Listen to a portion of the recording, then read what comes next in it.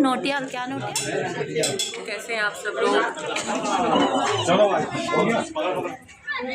डाली डाली फूलों की उनके परिवार का बहुत तुझको बहुत आशीर्वाद। ऐसे ही हर घर में सत्यनारायण भगवान की कथा होती रहे और ऐसे ही प्रोग्राम हर घर में होते रहें और ऐसे सबके घर परिवार में खुशियाँ बनी रहे।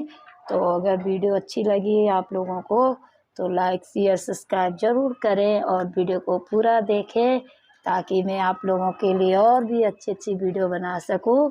जय माता दी, जय Badri Vishal, bye bye. Hello दोस्तों, जय माता दी, जय बद्री विशाल। कैसे हैं आप सब लोग? परमपिता परमेश्वर की कृपा से सब स्वस्थ होंगे, मस्त होंगे और अपने जीवन में व्यस्त होंगे जैसे कि मैं रहती हूँ। तो दोस्तों आज मैं छत में आई हूँ अपने और अभी हो रहा है 3 बजे का समय।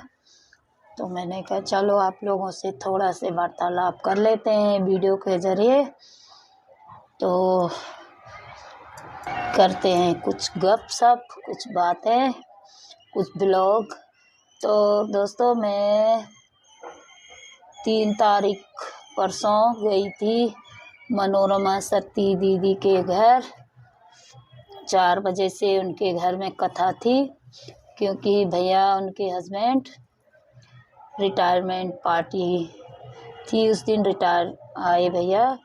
तो बहुत ही अच्छा उन्होंने अपना वहाँ पे प्रोग्राम रखा था और सभी लोगों को उन्होंने इनवाइट करा था कथा में भी और खाना भी उनका शाम का डिनर वहीं पे था सबका फैमिली सहित।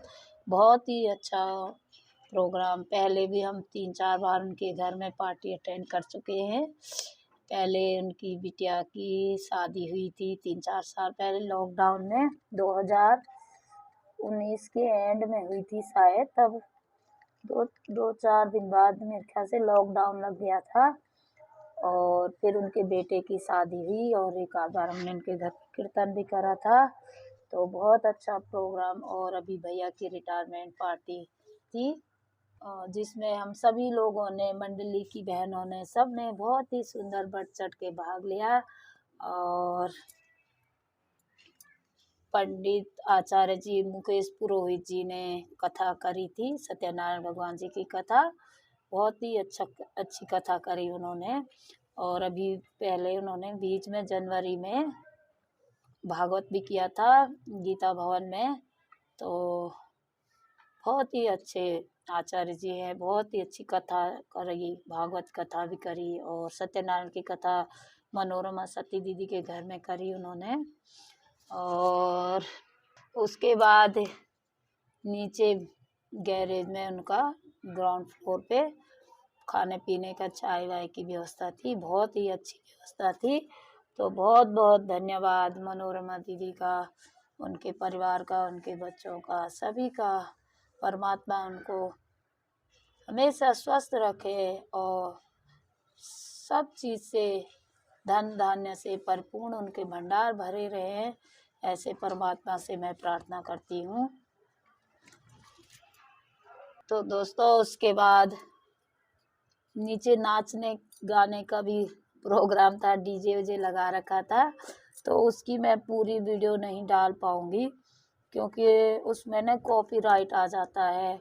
बहुत सारी जगह पे नहीं होता है, म्यूजिक का होता है अदर प्लेस में, या म्यूजिक बैकग्राउंड में म्यूजिक बजता है तो उससे ना कॉपीराइट बहुत ज़्यादा आता है।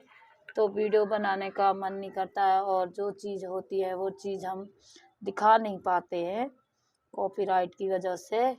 तो मैं इसमें थोड़ा बहुत ही डाल पाऊँगी, कथा डालूँगी थोड़ा। तो आप लोग भी कथा को ज़रूर सुने और ज़रूर कमेंट्स करें। और अपने घर में भी सत्यनारायण भगवान जी की कथा करवानी हो या भागवत कथा करवानी हो तो संपर्क ज़रूर करें, वीडियो के ज़रिए कर लें या कोई जानकार है तो ज़रूर करें। आचार्य पुरोहित जी, मुकेश पुरोहित जी बहुत अच्छे कथावाचक हैं और बहुत बहुत हेलो दोस्तों, जय माता दी, जय बद्री विशाल। कैसे हैं आप सब लोग? परमपिता परमेश्वर की कृपा से सब स्वस्थ होंगे, मस्त होंगे और अपने जीवन में व्यस्त होंगे जैसे कि मैं रहती हूँ। तो दोस्तों, आज मैं आई हूँ फिर से अपनी छत में धूप सेकने। आज मैं थोड़ा जल्दी फ्री हो गई थी तो मैंने सोचा चलो आज थोड़ा छत में जाती हूँ। और मौसम भी काफ़ी गर्मी का जैसा हो रहा है, मार्च अप्रैल का जैसा हो रहा है। धूप लगी हुई छत में काफ़ी तेज़ और हवा भी चल रही है। समय 2 बजे करीब हो रहा है। तो दोस्तों, मुझे आज आप लोगों से एक छोटी सी बात पे वीडियो बनानी है मेरे को, क्योंकि मैंने कई लोगों को देखा है अपने जीवन में, अपने साथ में। जब आप किसी का कितना भी भला कर लो, किसी से कितना भी प्रेम से बात कर लो, वो आपको जूते चप्पल ही मारेगा और वो सोचता है कि ये कुछ नहीं बोल रहा है या हम इसको कितना दबा सकते हैं, तो उसको उतना ही दबाने की कोशिश करता है। और क्योंकि मैंने कई बार नोटिस करा है कि जो लोग इधर उधर करते हैं, चुगलखोर होते हैं, इसके घर की आग लगाते हैं, उसके घर में आग लगाते हैं, अपने घर में तो लोग कुछ देखते नहीं हैं। अपने घर में चाहे उनकी गंगा उल्टी बह रही है, आग लग रही है, क्या बन रहा है, क्या पक रहा है, उससे उनको कोई मतलब नहीं होता। लेकिन दूसरे की बेटी बहुओं के लिए, दूसरे के बच्चों के लिए, उनके बच्चे ऐसे हैं, उनकी बीवी ऐसी है, वो ऐसी है, वो ऐसी वीडियो बनाती हैं, क्या काम है। तो उनके पास और कोई काम धाम होता नहीं है, तो इसलिए वो दूसरे की चुगली करने में ही अपना समय व्यतीत करते हैं, जो कि हम लोग क्या मतलब कई लोगों में नहीं होती है ऐसी आदत है। और मैं मानती हूँ कि दूसरे की चुगली करने से अच्छा है अपने घर को देखो, अपने बेटी बहुओं को देखो, अपने नाती पोतों को देखो, अपनी बेटियों को देखो। किसी का बेटा चाहे प्राइम मिनिस्टर है, किसी की बेटी चाहे प्राइम मिनिस्टर है, बड़ी गेस्टेड ऑफिसर है, चाहे वो झाड़ू जमदार है, चाहे वो कोई भी काम कर रही, चाहे झाड़ू पोछा करने वाली है, वो उसके लिए है।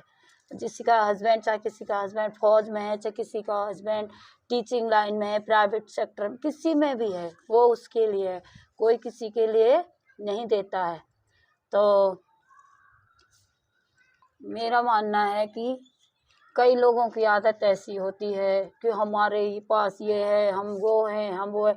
अरे इंसान हो, इंसान एक दिन मिट्टी में मिल जाना है इस काया ने, कोई किसी को नहीं देता है। हमने ये जुबान, ये कर्म, ये धर्म ही हमारे साथ जाएगा। पैसा, धन धन दौलत सब यहीं रह जाना है और ये जुबान ही हमारी कड़वी होती है। जुबान से ही हम खाते हैं, इस जुबान से ही हमारे रिश्ते अच्छे बनते हैं और इस जुबान से ही हमारे रिश्ते बिगड़ जाते हैं। तो अगर कई लोगों की आदत ऐसी होती है कि कभी किसी को जैसे शादी ब्याह में या किसी के बर्थडे जन्मदिन पे बच्चों के किसी 150 रुपया दे दिया होगा, या एक धोती साड़ी शादी में देते ही हर कोई देता है। तो वो सोचते हैं कि मैंने तो बहुत बड़ा पुण्य कर दिया, बहुत बड़ा धर्म का काम कर दिया है, गरीब को खिला दिया। अरे ऐसा कुछ नहीं है। और कोई किसी को नहीं देता है और कोई किसी से मांगता भी नहीं, लेकिन एक प्रेम से अगर कोई देता है तो उसको तिरस्कार भी नहीं करना चाहिए। अगर आप किसी को दिवाली पे या कोई तीज त्योहार पर मिठाई का डिब्बा दे रहे हैं और फिर आप सारी दुनिया में गा रहे हैं, मैंने उसको मिठाई का डिब्बा दिया, मैंने उसके बच्चों के बर्थडे पे उसको लत्ते कपड़े दिए, उसको साड़ी दी, उसको धोती दी, उसको सूट दिया, उसको पैसा दिया, तो ऐसा कुछ भी नहीं है। कोई किसी को नहीं देता है। जो ये तो बदले की होती है। आज किसी के बच्चे की शादी है तो किसी की होगी, तो वो तो अदला बदली होती रहती है। और कभी आप किसी को खाना खिला देते हैं या कभी प्रेम भाव में होता है, साथ में रहते हैं तो भाई एक दूसरे, लेकिन उसको अगर गाते फिरते हैं आप, मैंने उसको ये दिया, मैंने उसको वो दिया, मेरा खाया मैंने दिया, ऐसा कुछ नहीं है। तो मैं मानती हूँ उन लोगों की सोच कुछ अच्छी नहीं है। कभी भी किसी को ऐसा नहीं बोलना चाहिए। पहले तो आप इतना सोचो कि कोई किसी से मांगता नहीं है, कोई किसी का नहीं खाता है, और अगर आप अपनी स्वेच्छा से किसी को खिला रहे हैं तो गाओ मत। गाने से कोई फ़ायदा नहीं है आपका। आप बिना बात की किसी को गाली दो, बिना बात के आप किसी ने कुछ बिगाड़ा हो, किसी का कुछ करा हो, वो भी इतनी गंदी बात है, नहीं बोलता है, गाली नहीं देता है। तो आप कभी भी किसी को भी आप हर किसी को बोलते हैं मैं, जो मैं करता है हमेशा वो हलाल ही होता है। और अगर आप किसी को बिना बात की गाली दोगे तो क्या परमात्मा आपको आशीर्वाद थोड़ी देगा? परमात्मा तो उसकी तरफ से सुन रहा है, देख रहा है ना कि आप क्यों गाली दे रहे हो, किस बात से उसको परेशान कर रहे हो। अगर सामने वाला आदमी आपको कुछ नहीं बोल रहा है तो आपको सोचना चाहिए कि यार इतने तो आप समझदार हो, जानते हो, इतने नादान तो कोई भी नहीं है, आप सब जानते हैं। अगर कोई आपसे लड़ रहा है या आपको गाली दे रहा है, आपके घर परिवार को कुछ बोल रहा है, तो आप बोल सकते हैं। जब कोई आपको कुछ बोल ही नहीं रहा है, कुछ कह ही नहीं रहा है आपको, फिर भी आप गाली दे जा रहे हो। आप कहते हैं कि इसने मेरा ले लिया, इसने मेरा खा लिया, इसको मैंने ये दिया, इसको मैंने वो दिया। अरे आप होते कौन हो देने वाले? आप होते कौन हो देने वाले? आपको एक पास क्या है? हम एक नॉर्मल इंसान है। पैसा किसी के पास ज़्यादा होगा, किसी के पास कम होगा, लेकिन आज की डेट में कोई किसी से हाथ नहीं फैलाता है, भीख नहीं मांगता कोई। लेकिन किसी को होती है ना कि आदत, भाई हमें तो बस बकने की आदत होती। कोई चुप रहता, कोई भंडार फोड़ता है अपने मुंह का। तो कभी भी किसी को ऐसी उल्टी सीधी गालियाँ मत दो, कभी भी किसी के लिए बुरा मत सोचो। बुरा सोचोगे तो बुरा होगा। अगर हम किसी का भला नहीं कर सकते तो हमें किसी का बुरा करने का भी कोई अधिकार नहीं दिया है भगवान ने। हम भगवान नहीं, हम इंसान हैं। और कभी भी किसी के प्रति बुरी भावना मत रखो, बुरी सोच मत रखो। क्योंकि अगर आपने कभी किसी का भला कर भी लिया और आप सारी दुनिया में ढिंढोरा पीट रहे हैं, मैंने उसको दिया, मैंने उसको करा, मैंने उसका खाया नहीं, मेरा ही खाया। अरे ऐसा कौन, हम कौन होते हैं देने लेने वाले? सब परमात्मा देने वाला है, परमात्मा करने वाला है। तो मेरा आप सबसे निवेदन है, मेरा किसी के लिए पर्सनल वीडियो नहीं है, मैं सबके लिए है, सबके लिए बोलती हूँ। और मेरा काम है वीडियो बनाने का, मैं तो बनाऊंगी। अगर किसी को बुरा लगा तो माफ़ी चाहती हूँ। आप लोग इस बात को दिल पे न लें, और अगर दिल पे लेते भी हैं तो अपनी आदतों को सुधार लें, जिसके पास भी ऐसी आदतें हैं। तो चलिए बने रहें वीडियो में। वीडियो अच्छी लगे तो लाइक शेयर सब्सक्राइब ज़रूर करें। बहुत बहुत धन्यवाद आप सभी का। क्यों बोलते?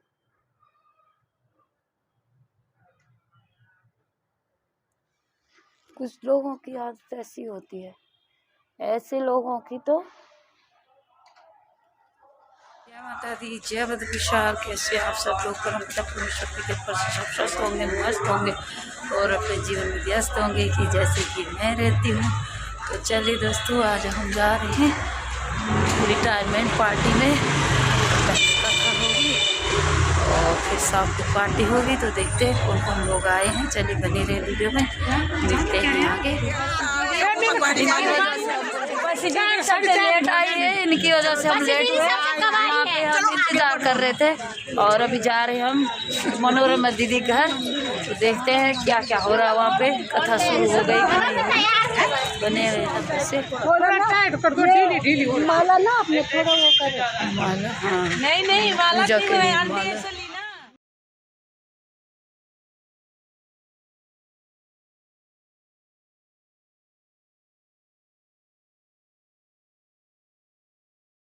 तो भगवान के ही नाम हिसाबिए हैं।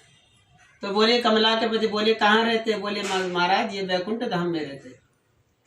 बोले कहाँ है ये वैकुंठ धाम? बोले महाराज क्षीर सागर में। क्षीर सागर क्यों कहा गया उसे? गंगा को ही पय कहा गया है। पय माने मैंने उस दिन बताया तो था, आपने भूल गए फिर से। वहाँ भी बताया था, ये तो है भागवत में भी बताया था। मैंने क्या बताया था? बताया था भागवत में भी। गंगा पय पानम, पय माने दूध। जल नहीं, जल नहीं, ठीक है, दूध बताया था, दूध। तो गंगा को ही पय कहा गया है। भागवत में भी बताया। क्षीर सागर इसलिए कहा जाता है उसको, ठीक है। तो बोले महाराज क्षीर सागर में रहते हैं। तो बोले कितनी दूर है महाराज ये क्षीर सागर? बोले वर्षों बीत जाएंगे। बोले एक जन्म आने में तो यहाँ तपस्या में लगा है, वर्षों वहां बीत जाएंगे। बोले हाँ महाराज। बोले कौन जाएगा? बोले मैं जाऊंगा। सूत महाराज 20 वर्ष का बच्चा भगवान के वैकुंठ धाम जा रहे, और जाते जाते भगवान विमान चलायमान हो रहे नारायण जी। क्योंकि किसी भक्त के आने की जब कोई संकेत मिलता है तो भगवान भी उस भक्त से भी छोटा बन जाता है। क्योंकि भक्त की बड़ी परिभाषा है, भक्त नहीं तो भगवान भी कहा, और भक्त है तो भगवान की भी जय जयकार है। राह में आए जो दीन दुखी, उसको गले से लगाते चलो, प्रेम की गंगा बहाते चलो।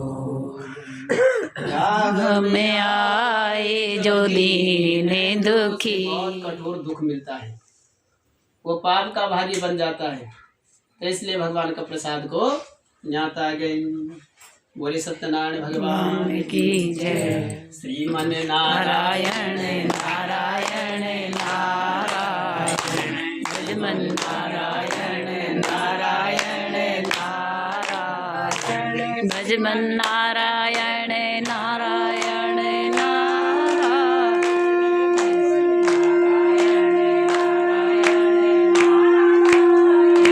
बद्री नारायण नारायण नारायण, लक्ष्मी नारायण नारायण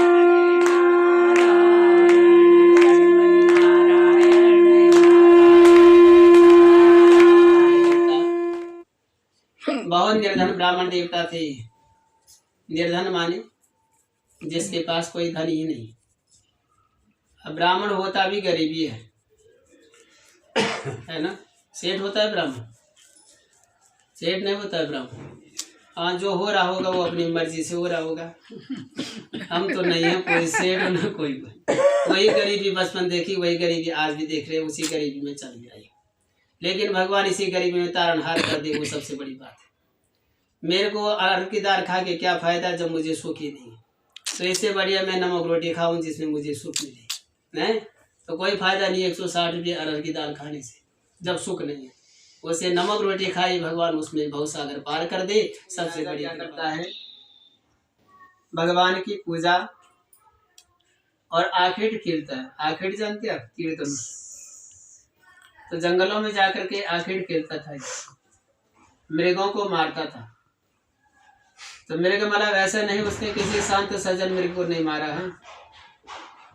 पाखंडी जैसे ही धरती पर होते हैं, उगरी होते हैं, तो कौन उसको सहन करेगा। लेकिन जो साधु समाज के मृग थे उनको मारते थे जो मृग, तो उन्होंने ऐसे उदंडी मृगों को मारते थे।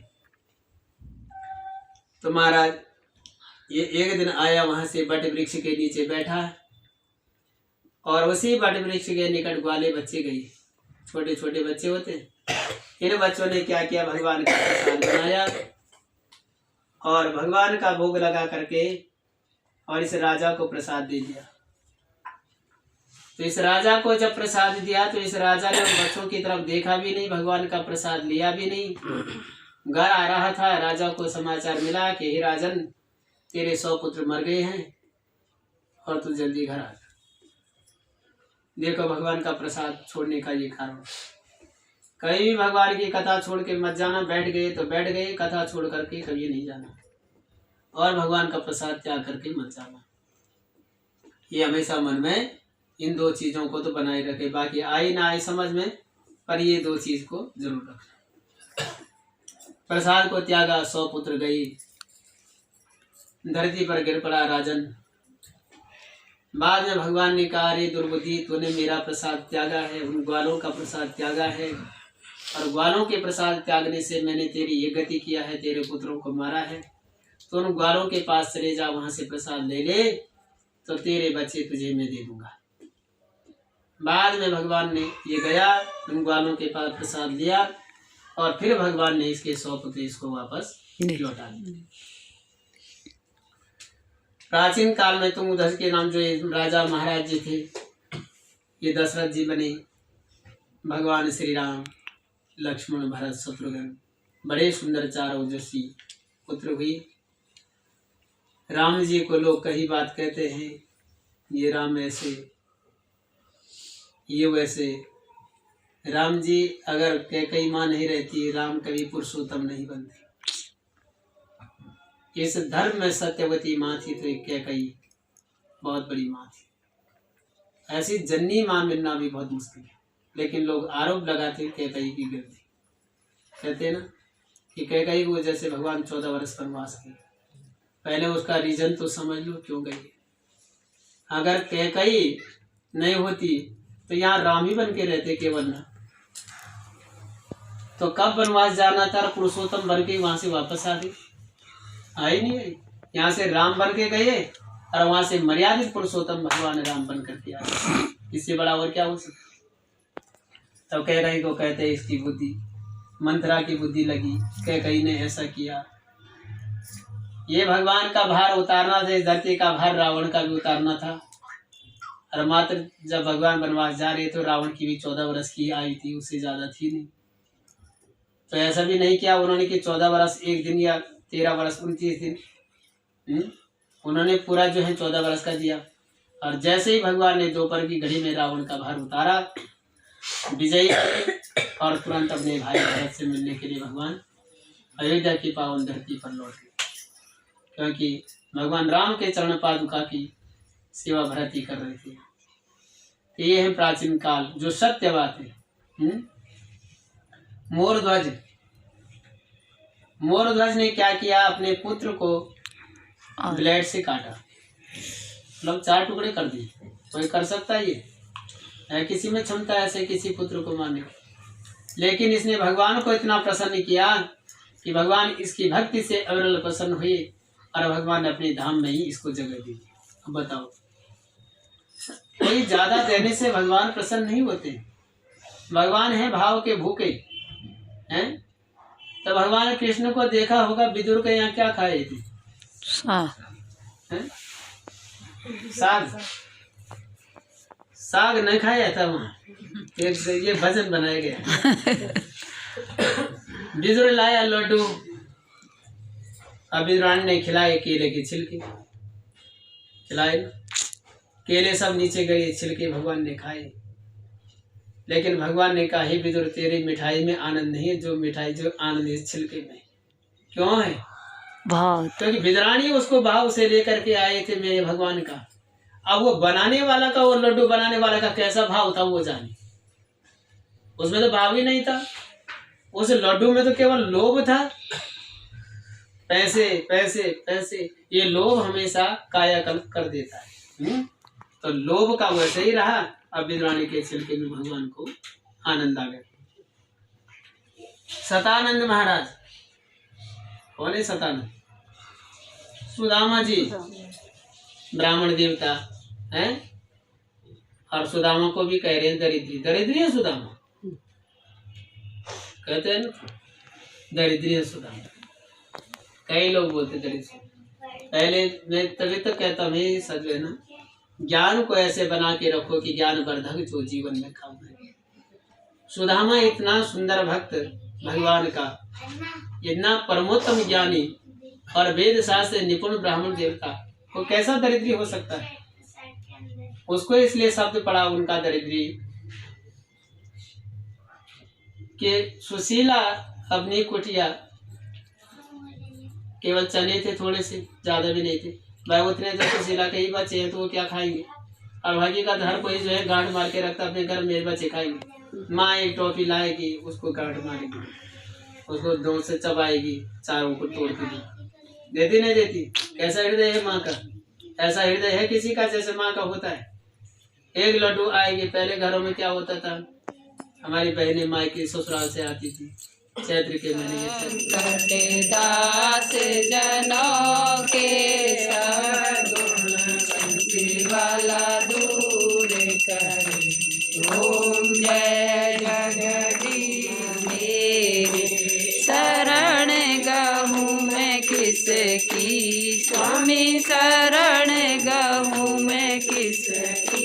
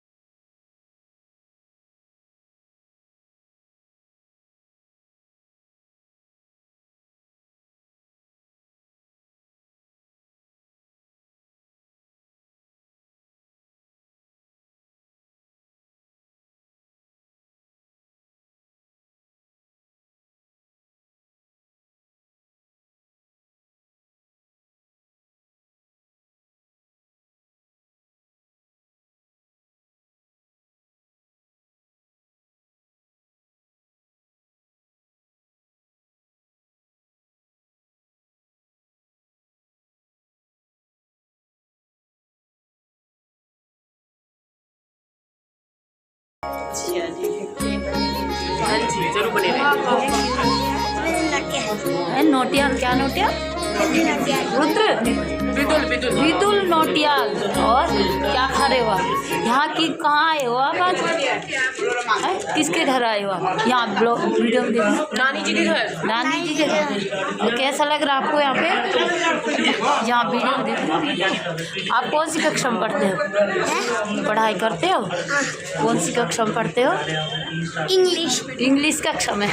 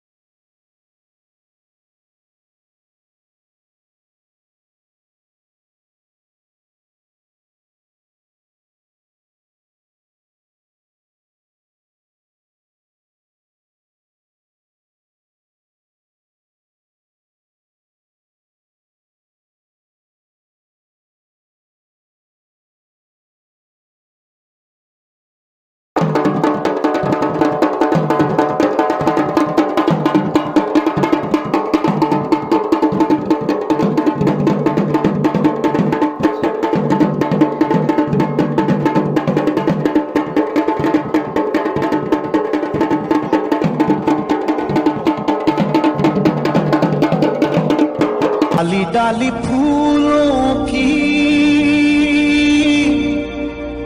तुझको बुलाए रे मुसाफिर मेरे उत्तराखंड में। बादलों की ओढ़ के ओढ़नी वादियां गीत सुनाए मीठे मीठे मेरे उत्तराखंड में।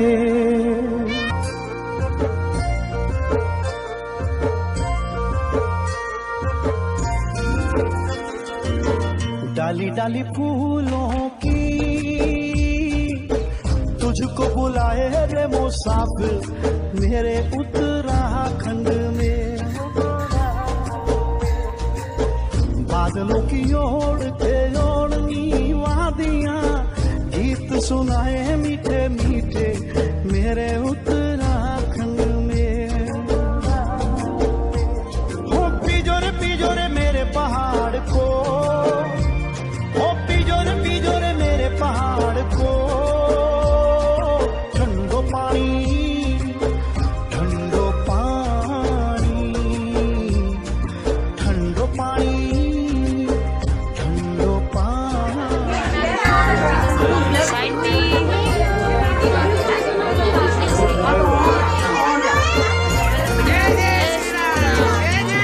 वाली तू यहाँ आज भैया बहुत खुशी की बात है कि अपने इतने साल सर्विस करने के बाद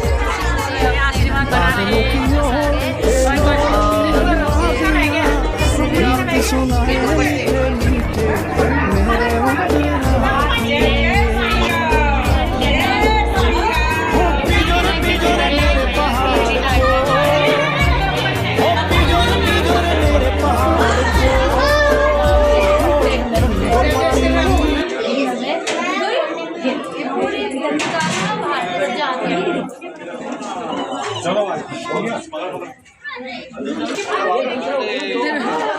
अपने